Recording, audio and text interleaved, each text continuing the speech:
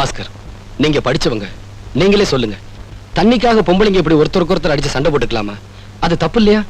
இந்த கொலை சண்டையே பயங்கர நியூசன்ஸ் சார். அதான் அப்படியே ரவுண்ட் அப். இன்ஸ்பெக்டர் சார், தண்ணிக்காக பொம்பளைங்க அடிச்சு சண்டை போட்டுக்கறாங்கன்னு நீங்க எங்களை கேக்குற மாதிரி 1000 குடிசைங்க இருக்கிற எங்க இடத்துல ஒரே ஒரு தண்ணி பம்ப் வச்சிருக்காங்களே, அந்த கார்ப்பரேஷனை பார்த்து யாராவது தட்டி கேட்டிருக்காங்களா சார்? அப்படி செஞ்சிருந்தா கொழா சண்டையை வந்திருக்காது, நாங்களும் இங்க வந்திருக்க மாட்டோம்.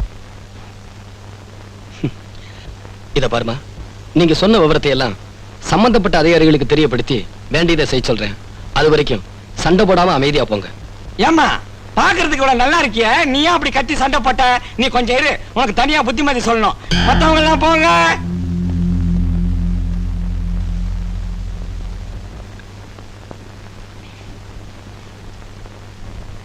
என்ன கண்ணாயிரா, கட்டு காய ரத்தம்லாம் ஆக்சிடென்டா?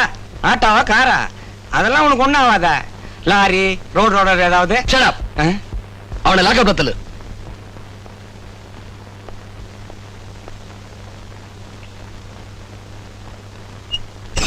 சார், எனக்கு என்னவோ உங்க துணிச்சல் ரொம்ப பயமா இருக்கு. நீங்க இந்த ஏரியாவுக்கு புதுசுங்கிறதுனால உங்களுக்கு அவனை பத்தி தெரியல. அவன்கிட்ட மட்டும் 6 தொகுதி இருக்கு சார். அவனோட தகராறு பண்றது கரண்ட்ல கை வைக்கிறதுக்கு சமம். ஆமா ஜனக், சுயமரியாதையை அடகு வச்சுட்டு வேலை செய்யறது அடிமைத்தனம். அது உத்தியோகமாகாது. Congratulations inspector. எதுக்கு?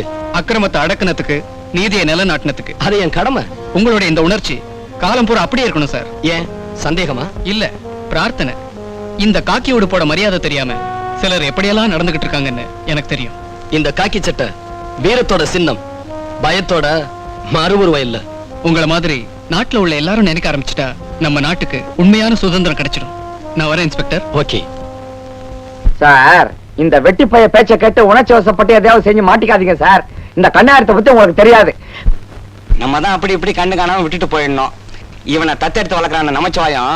அவனுக்கு இந்த விஷயம் தெரிஞ்சா நாளைக்கே உங்களை இங்க இருந்து மாத்திருவான். சார், உங்களை எனக்கு ரொம்ப பிடிச்சிருக்கு சார். நீங்க இங்கேயே இருக்கணும், தயவு செய்து.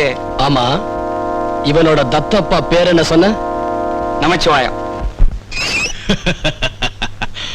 காக்கி சட்ட வீரரே, இப்போவாவது புரிஞ்சுதா இந்த கண்ணாயிரம் யாருன்னு? என்னோட சென்டர்ல மட்டும் இல்ல, இந்த போலீஸ் ஸ்டேஷன்லயும் நான் தான் ராஜா. இனிமேலாவது என்கிட்ட ஒரு சிறத விட்டுடு, வரட்டுமா? அவன் சொல்றத கேட்டீங்களா? எனக்கு தெரிஞ்சு போச்சு. உங்க மேல உள்ள கோபத்துல ஒரு நாளைக்கு என்ன மிதிக்க போறா. நான் உடைஞ்ச தர்பூசணி பழம் மாதிரி உருள போறேன். போலீஸ் காரணங்கன்னா சைக்கிள்ல லைட் இல்லாத கேஸ், கார்ல பிரேக் இல்லாத கேஸ், இப்படி சோகமான கேஸா புடிச்சு கணக்கு எழுதிக்கிட்ட போறதை விட்டுட்டு சிக்கலான ஆள்கிட்ட சிக்கிக்கிட்டீங்களே சார். குற்றவாளிகள் குற்றத்திலிருந்து தப்பி போனா கூட பரவாயில்ல. ஆனா போலீஸ்காரங்க தங்களோட கடமையில இருந்து தவறி போக கூடாது. இந்த உணர்ச்சி கீழ இருந்து மேல வர உள்ள காக்கி சட்டக்காரங்களுக்கு எப்ப வருதோ அப்பதான் நம்ம தேசம் உருப்படும்.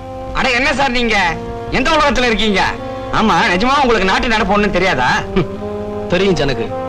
நான் 1000த்துல ஒருத்தனா வாழ விரும்புறவன். 10ஓட 11 கலக்க என்னால முடியாது.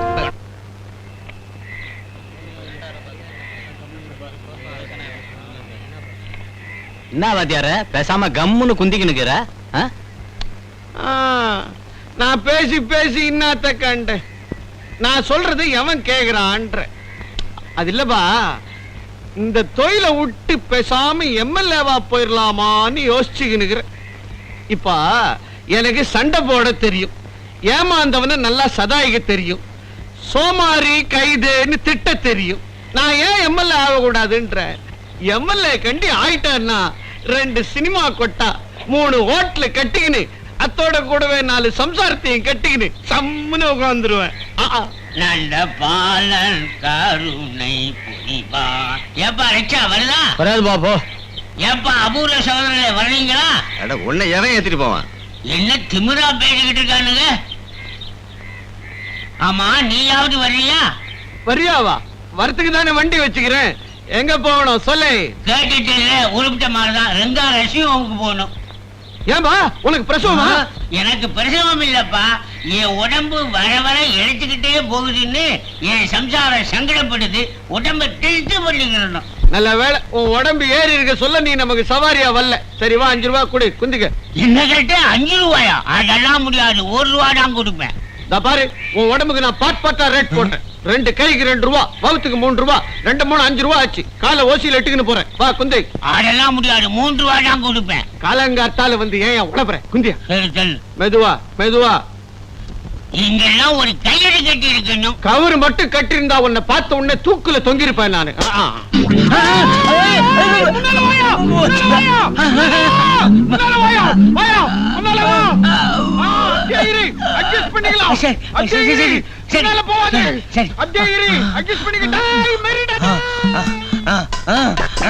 இந்த பக்கம் போகாதப்பா, என் பழைய லவர் வீடு இருக்குது.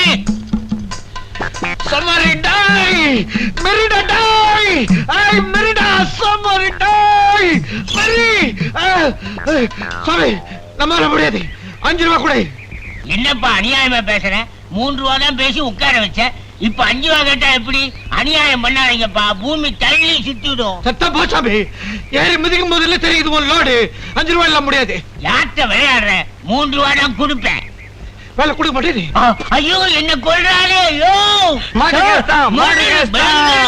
என்ன எங்க கலாட்டா? சார் என்ன கொல்ல பாக்குறா ஏட்டியா? செய்வான் அவன், கேடி இவன். நீ போ தர்பூசணி, நீ போ. துட்டு கொடுக்குறாலே வர்க்கி விட்ட. நீ ஓசிக்கிறாக்கி இப்ப என்னன்ற? பாயிண்ட் வச்சுக்கிறாமா. லைட் எங்க? பின்ன நல்லா வக்காயுது. அங்க என்ன தெரியுது? சூரியன். அப்ப இதுக்கு லைட்டு. இந்த கதையெல்லாம் நமக்கு வேணாம். ரிச்சாவில லைட் இருக்கணும்ன்றதுதான் ரூல். சூரியன் இருக்கும்போது லைட் வானா, சந்திரன் இருக்கும்போது லைட் வானன்ற சட்டம் எல்லாம் கிடையாது. பட்ட பகல்ல எதுக்கு லைட்டுன்ற? கபால் ராத்திரி ஆயிடுச்சுன்னா கப்புல சல்பேட் ஊத்திக்க வேண்டியதுதான். டேய், மனுஷன் மேலயோ லாரி மேலயோ மோதி ஆக்சிடென்ட் ஆயிடுச்சுன்னா நாங்க எதுக்கு இருக்கிறோம்? அப்புறம் இந்த தொப்பி எதுக்கு? இந்த லட்டி எதுக்கு? இந்த பெல்ட் எதுக்கு? இந்த பூட்ஸ் எதுக்கு? தொப்பி மேலதிகாரிக்கு குல்லா போட, பெல்ட் வாங்குற பணத்தை இறுக்கி கட்ட, பூட்ஸ் என்ன மாதிரி ஏகப்பட்ட சனத்தை போட்டு மெரிக்க. உனக்கு இப்ப என்ன? எஸ்பி விட்டு ஓசியில சவாரி போனோம். வா குந்து. பேட்டா நீ வலிச்சிடுவே எல்லாரையும். காலையில எந்த பேமானி மூஞ்சில முழிச்சனோ எல்லாம் ஓசிக்கிறாக்கியா போச்சு. ஒழுங்கா குந்திங்க. ஏய் மெரிடா டாய், மெரிடா. ஏண்டா இன்னைக்கு ஸ்கூல் ஃபீஸ் கட்டணுமே, அப்பா கிட்ட சொல்லிட்டியா? சொல்லிட்டா போய் கட்டிட்டு வந்துருவாராக்கும். ஃபீஸ் கட்டுற பணம் கையில இருந்தா கூட 300 மில்லி அடிக்கலாமே நினைப்பாரு. நீ வேணா பாரு, இன்னைக்கு அப்பா கண்டிப்பா குடிக்காம தான் வரப்போறாரு. உலகே மாயும் வாழ்வே மாயும். நான் சோகா எழுதுகிறான்பா பாட்டு. சோமாரி சொக்கா எழுதுகிறான். இப்படி தினமும் குடிச்சிட்டு வந்தா உன் வாழ்க்கையும் ஒரு நாள் மாயமா தான் போகுது. ஏப்பா தம்பிக்கு ஸ்கூல் ஃபீஸ் கட்டணுங்கிற நினைப்பே இல்லாம இப்படி குடிச்சிட்டு வந்து நிக்கிறியே, அவனை எப்படி படிக்க வைக்கிறது? இந்த மாதிரி சின்ன பிள்ளை எல்லாம் படிக்கிறான்றதுனாலதான் நாடே குட்டி சௌரா போகுது. இவனுங்கெல்லாம் படிக்கிறான்றான், அது தொட்டு கவர்மெண்ட்ல இவனுக்கெல்லாம் ஓசியில சோறு போட வேண்டியதாகுது. கவர்மெண்ட்டுக்கு துட்டு போடுது. அப்பால இவனுக்கெல்லாம் ஸ்கூல் கட்டிடம் கட்டி தர வேண்டியதாகுது. கவர்மெண்ட்ல துட்டு போடுது. அப்பால இவனுக்கெல்லாம் புச்சு புச்சா வேலை போட்டு சம்பளம் கொடுக்க வேண்டியதாகுது. கவர்மெண்ட்ல துட்டு போடுது. அது தொட்டு கவர்மெண்ட்ல என்ன மாதிரி ஏழப்பட்ட சனத்துக்கெல்லாம் ஊடே கட்டி தர முடியறது இல்ல. சோமாரி, நீ படிக்கிறதுனால தானடா எனக்கு ஊடு இல்லாம போகுது. பேமானி முழிக்கிறான் பாரு.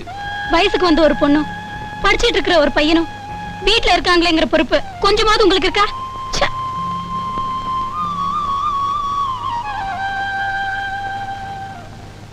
இத கொண்டு போய் அடகு வச்சு என்கிட்ட இருக்கிற பணத்தையும் சேர்த்து அவனுக்கு ஃபீஸ் கட்டிடுறேன். அதுக்கு என்ன கொடுப்பான்? அதுக்கு இந்த அம்மா துண்டிக்குது. ஆமாக்கா, இதுக்கு 1 ரூபாய் கூட கொடுக்க மாட்டானே. இல்லடா, குறைஞ்சது 5 ரூபாவது கொடுப்பாங்க. என்கிட்ட 10 ரூபாய் இருக்கு, ரெண்டுத்தையும் சேர்த்து அவனுக்கு ஃபீஸ் கட்டிடலாம். உங்க கையில 10 ரூபாய்க்குதா? ஏது? நீ சாப்பாட்டு கொடுத்த பணத்துல மிச்சம் பிடிச்சு சேர்த்து வச்சிருக்கேன். டகில் அடிக்கிறேன். நம்ம கையில இருந்தா காட்ட பாக்கலாம். இதோப்பா அதுல 10 ரூபாய் காசு டகில் அடிக்கிறேன். எண்ணி பாக்கவா?